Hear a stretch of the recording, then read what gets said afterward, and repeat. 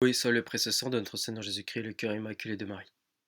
Chers auditeurs et chères auditrices, et aussi vous aussi, chers catholiques,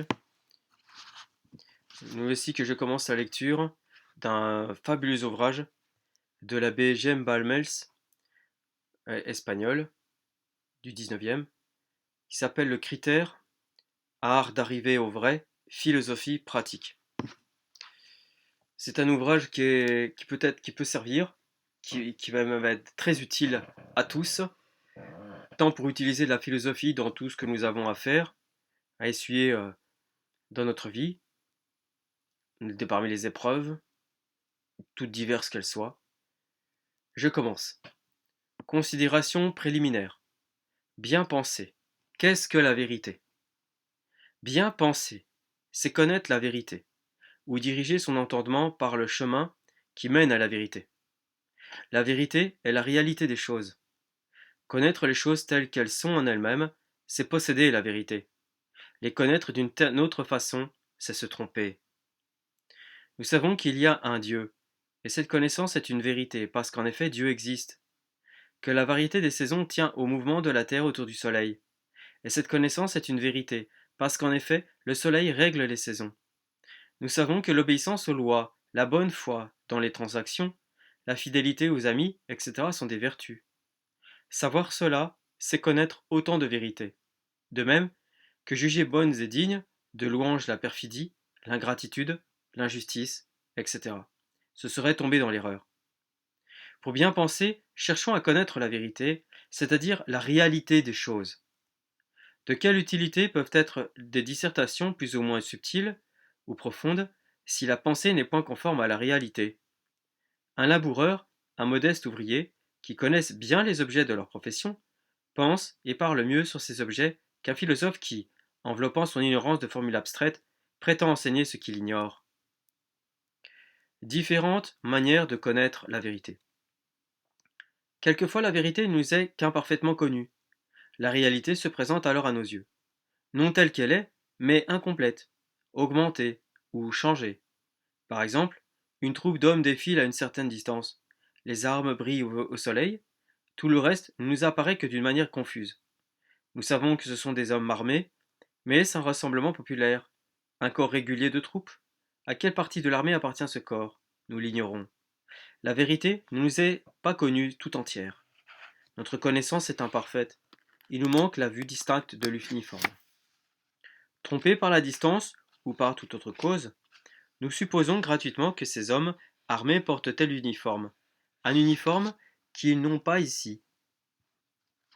Ici encore, imperfection dans la connaissance, parce que nous ajoutons ce qui, en réalité, n'existe point. Enfin, nous prenons une chose pour une autre, comme un parement jaune pour un parement blanc.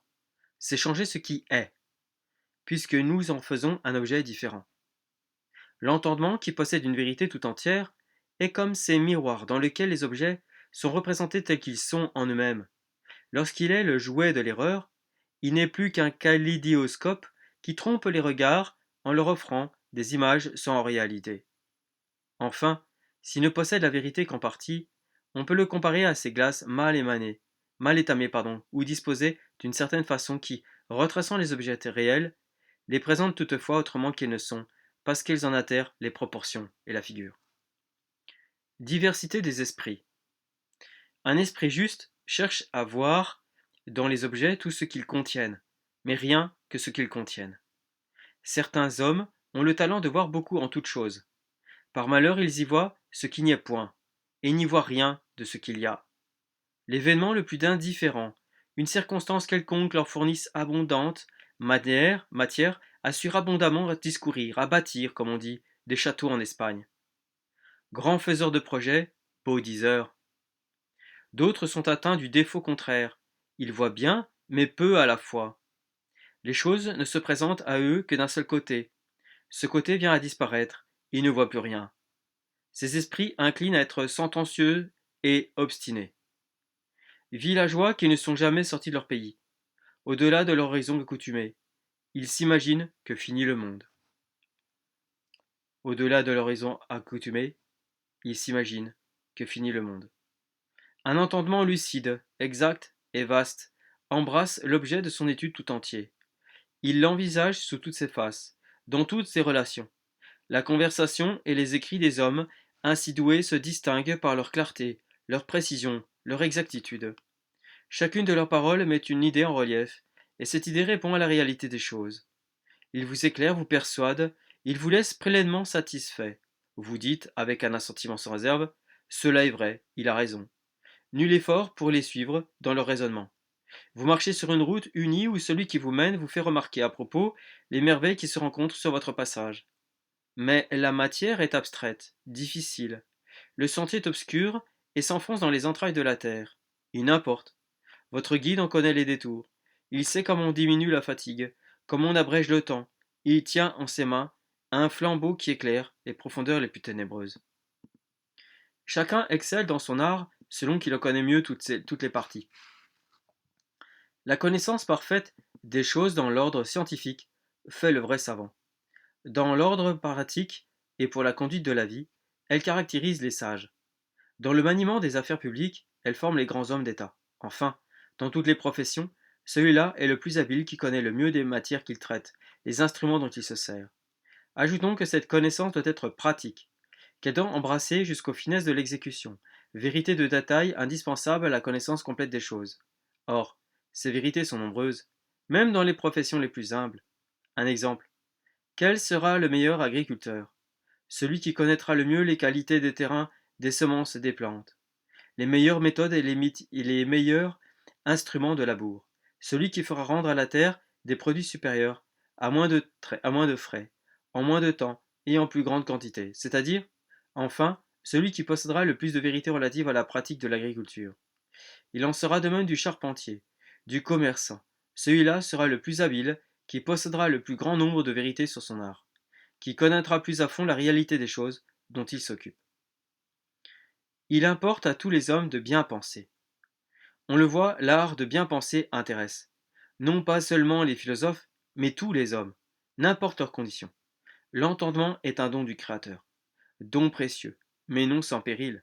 C'est la lumière qui doit nous guider dans tous les actes de la vie. Veiller sur cette lumière est donc pour l'homme le devoir par excellence.